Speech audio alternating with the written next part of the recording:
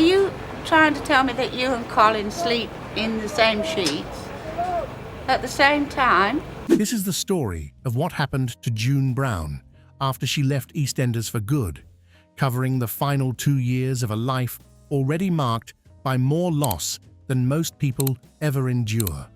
It follows what she did with the time she had left, the honor she received near the end, and how the people who truly knew her remembered the woman behind Cotton.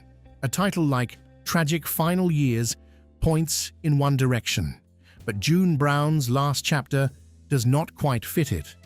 The deepest tragedies in her life came decades before she left Albert Square, while the years from 2020 to 2022 showed something different. A woman losing her sight, still working, still smoking, and still refusing to let age dictate every choice. Her ending was sad because it was an ending, not because those 2 years were defined by collapse. Born June Muriel Brown on the 16th of February 1927, she grew up in Needham Market, Suffolk. Her father, a businessman, lost his money after investing in German banks before the Second World War, while her mother worked as a milliner. June earned a scholarship to Ipswich High School and hoped to train as a biologist, but her father refused to fund it because he believed she would only marry anyway. Acting became the route left open to her. Near the end of the war, Brown served in the Women's Royal Naval Service and spent time based at Loch Lomond in Scotland. A brief job as a cinema operator in Argyll followed, and newsreel images showing the liberation of Belsen stayed with her long afterwards.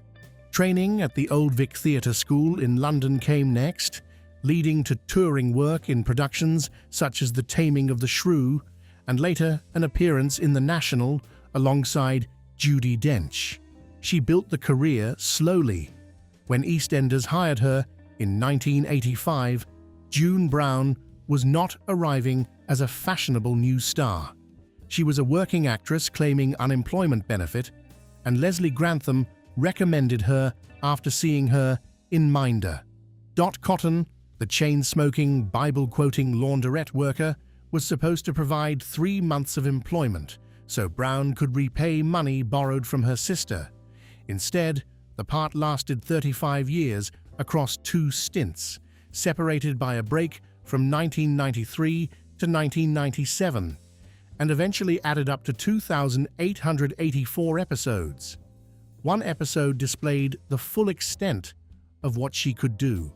In January 2008, Brown became the only EastEnders actor to carry an entire episode alone, drawing an audience of 8.8 million and earning a BAFTA nomination the following year. That same year also brought an MBE for services to drama. By 2020, she was not simply leaving a job that had gone well. She was walking away from something she had built over 3.5 decades.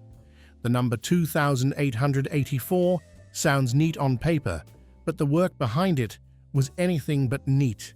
Those episodes meant early starts, altered scripts, changing producers, departing colleagues, new cast members, and generations of viewers who expected Dot to remain familiar, even as everything around her shifted.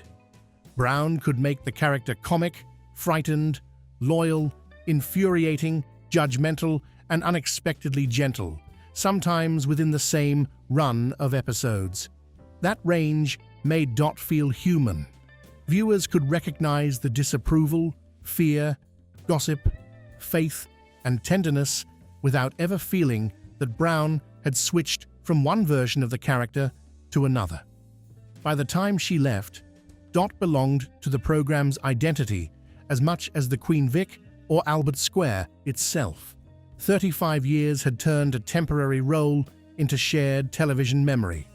Understanding the retirement also means understanding June Brown away from the cameras. People who knew her often described someone sharper and funnier than Dot. With strong opinions, she rarely softened for anyone. "I wouldn't vote Labour, dear," "If you paid me," she once declared, reflecting her lifelong support for the Conservative Party. Faith mattered just as much. A family story recalled her daughter Chloe, suffering paralysis as a child, with Brown crediting prayer for its disappearance. Modern technology held little attraction for her, and current affairs interested her less than the familiar television programs through which she preferred to view the world. She once composed a rude limerick about leaving EastEnders, but refused to repeat all of it on air, while Spitting Image turned her into a puppet at the height of her fame. None of that sounds much like Dot's timid public image. Brown enjoyed being difficult to categorize. Her memoir arrived in 2013 under the title Before the Year Dot. Published by Simon & Schuster and running to 304 pages, it concentrated mainly on childhood in Ipswich, wartime service and stage training, stopping before the EastEnders years that had made her famous. The choice left a large part of her public life outside the book. It also meant the period after Dot Cotton remained largely unexplored. Dot's final on-screen appearance came on the 21st of January, 2020. Viewers heard her leave a voicemail for Sonia Fowler, explaining that she had moved to Ireland to help with her grandson's new baby. That covered the fictional departure, and it was deliberately quiet. The real confirmation followed about a month later. Speaking to former co-star Rani Singh on the Distinct Nostalgia podcast in February 2020, Brown confirmed at 93 that she would not return. "I've left for good," she told listeners. EastEnders responded by saying the door would remain open if she changed her mind, but that moment never came. Her decision held. Leaving still hurt her. Brown compared the experience to bereavement and explained that, for 35 years, she had effectively lived as two people at once. John Altman, who played Dot's son, Nick Cotton, called her one of the greatest we've got. Even when the choice belonged to her, separation from a role held longer than many careers or marriages could not feel simple. Every working routine attached to Dot, every familiar face on set, and every expectation built across decades suddenly belonged to the past. Part of her life had ended, and Brown knew it. Eyesight provided much of the reason. By 2019, when Brown was 92, she had spoken publicly about age-related macular degeneration, which she said had affected her for roughly 10 years. Central vision had disappeared completely. Driving had stopped years before, and social outings had largely ended. She could no longer recognize friends when they approached, which turned ordinary encounters into something uncertain and isolating. Even EastEnders had become a program she could not properly watch, despite having spent 35 years at its center. A troubling episode sat behind that decline. Around 2017, Harley Street ophthalmologist Bobby Qureshi carried out a procedure using IMAX lenses, presented at the time as a miracle treatment. Brown became a public face for it and described being able to read again and see her children's faces clearly. The improvement did not last, and her sight deteriorated again. Qureshi later faced a medical disciplinary tribunal after a Mail on Sunday investigation raised allegations of dishonesty and misconduct. Other patients who underwent the same treatment reported paying as much as £25,000. That controversy belonged to the surgeon, not to Brown, but it changed the context of her retirement. Her vision had not simply faded with age. It worsened after a procedure that had briefly appeared to give something back. Losing sight affected far more than television viewing. Brown had spent a lifetime studying faces, reacting to other actors, and reading the mood of a room. Yet familiar people could now stand nearby without being recognized. Independence narrowed, social life shrank. and the program she had helped shape became inaccessible to her. The change reached into ordinary life.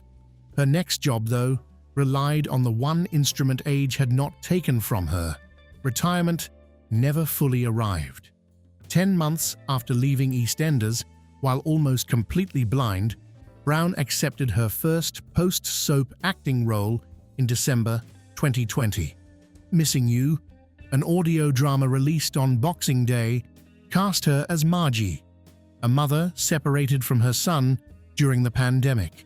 The part matched the circumstances of that strange year, yet it also suited Brown personally because the work depended on sound rather than sight.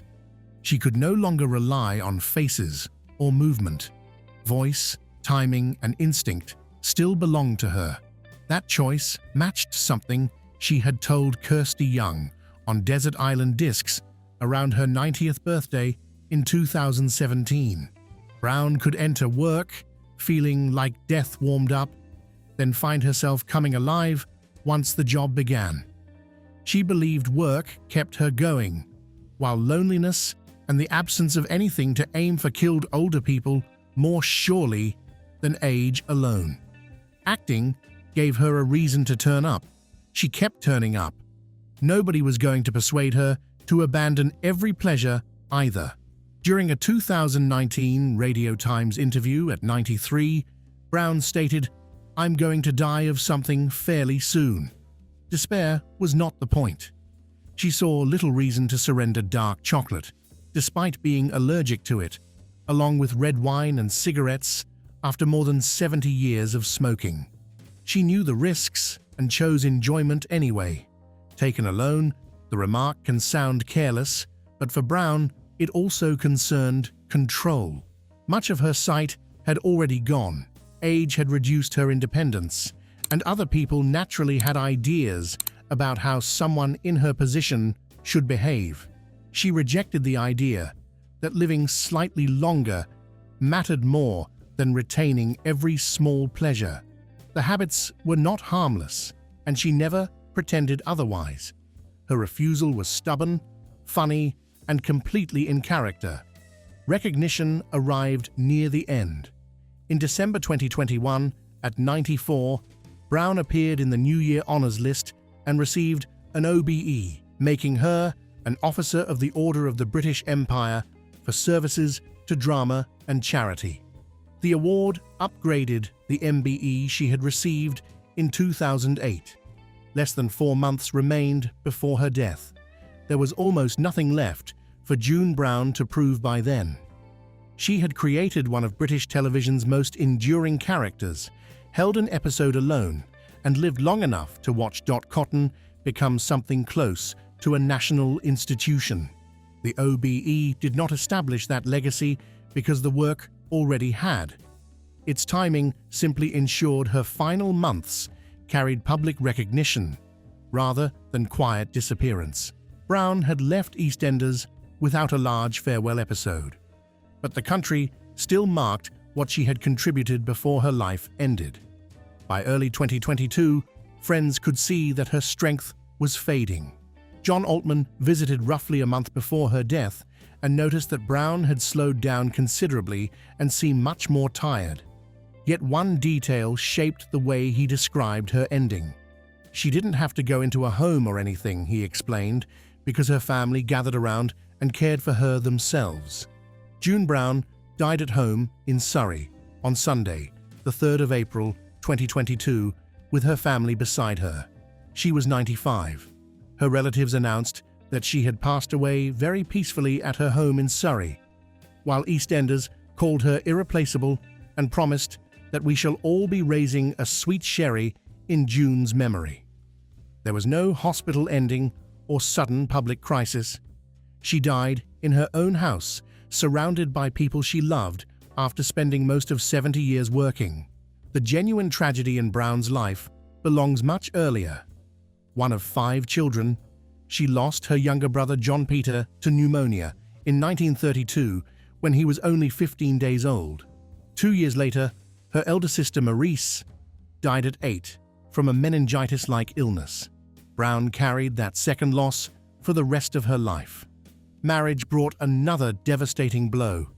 In 1950, she married actor John Garley, who suffered from depression and took his own life in 1957. Brown later described the circumstances in brutally plain language. "He gassed himself using the coins I had left him for the gas meter." The sentence leaves very little room for distance or polite interpretation. Brown did not dress the event up for an audience because she had lived through the reality behind those words. A second marriage began in 1958 with actor Robert Arnold and lasted 45 years.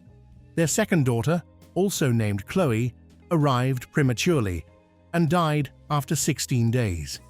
Decades later, Arnold received a diagnosis of Lewy body dementia and died in 2003, leaving Brown alone in the Surrey home they had shared.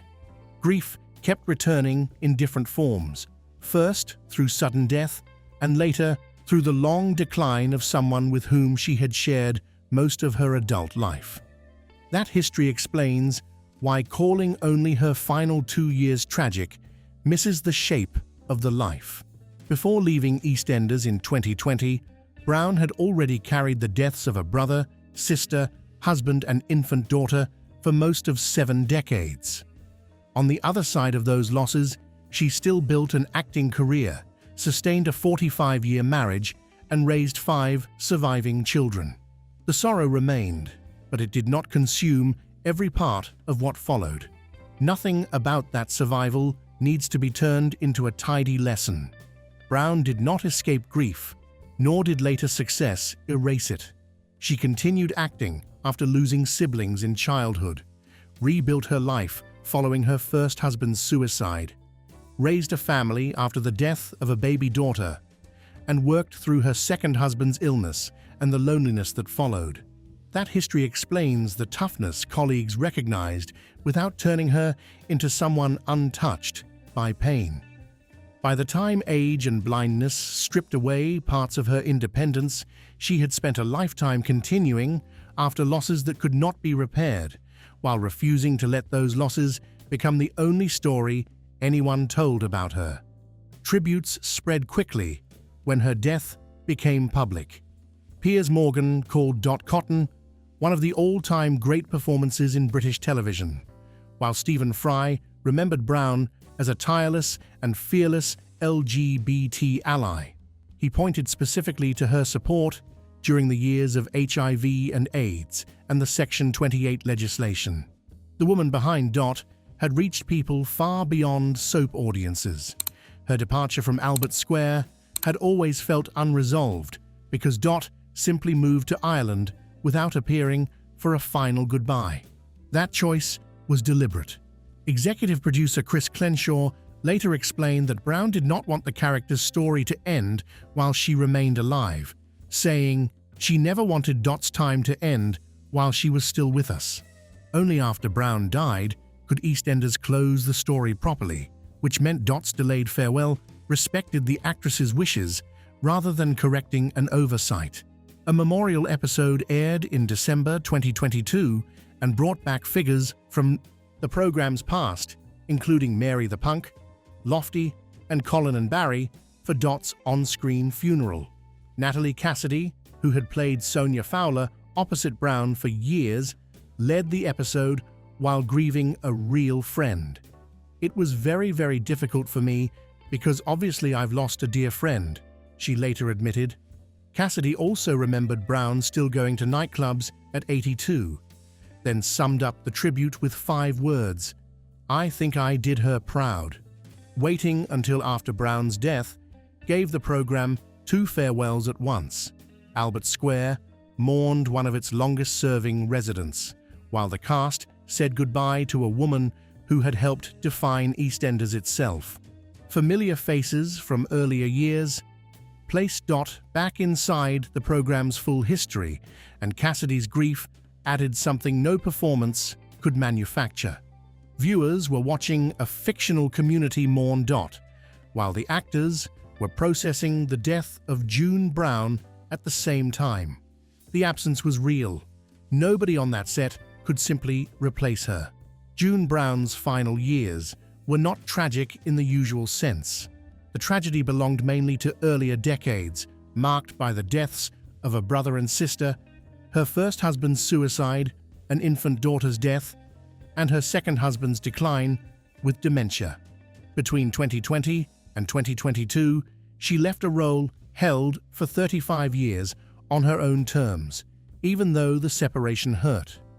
She kept acting while nearly blind, received an OBE months before her death, and remained at home with family when the end came. That was the final chapter of June Brown's life. It was not a story of someone fading into nothing, but of a woman who worked for as long as she could, lived according to her own rules, and remained deeply loved by the people who knew her beyond Cotton.